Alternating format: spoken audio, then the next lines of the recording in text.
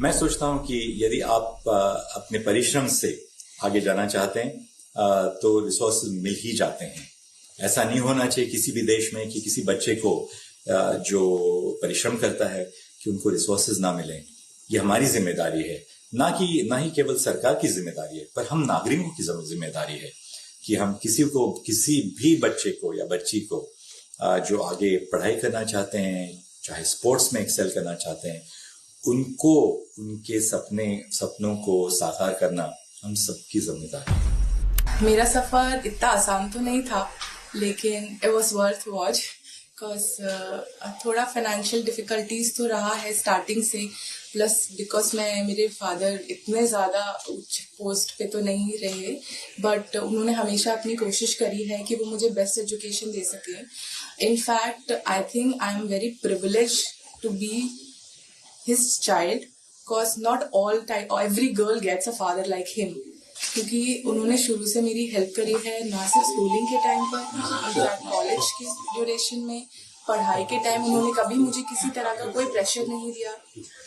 And उन्होंने हमेशा make sure किया है कि मुझे जिस तरह की भी सुविधा मिलनी चाहिए है, he has always done his best and to afford. Even if he could not afford, he has tried all the means so that I can get that whatever I want. So I feel like every girl should get a father like him.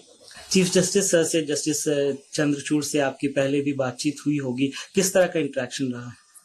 It was a Shanghai Cooperation event where I met him for the first time. तो उस event के दौरान मतलब it was बहुत ही generic event था वो, तो वहाँ पे मेरी सर से पहली बार मुलाकात हुई।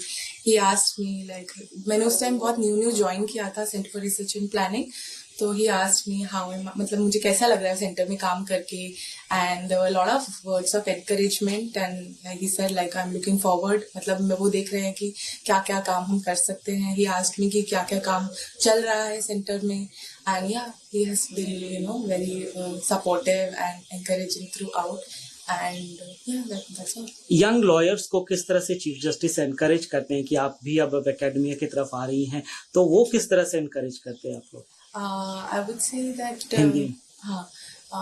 sir तो everybody you must have seen, if you follow him on YouTube, cause the proceedings are nowadays live, you must have seen कि कैसे young lawyers आते हैं तो वो उनको प्रेरित करते हैं कि आप आर्ग्यू करें, है ना। तो आई फील लाइक कि उन्होंने बहुत ही एक platform, I would say foundation दिया है मेरे जैसे यंग लॉयर्स को, कि हम सोच सके कि that in future I can also do something in this field. Because being a first generation lawyer myself, it's little hard for me to pave my way. But yeah, people like him has, they have some other level of energy, and so after seeing him, I feel like nothing is impossible, and the amount of support, encouragement, and motivation he gives, I feel like why not?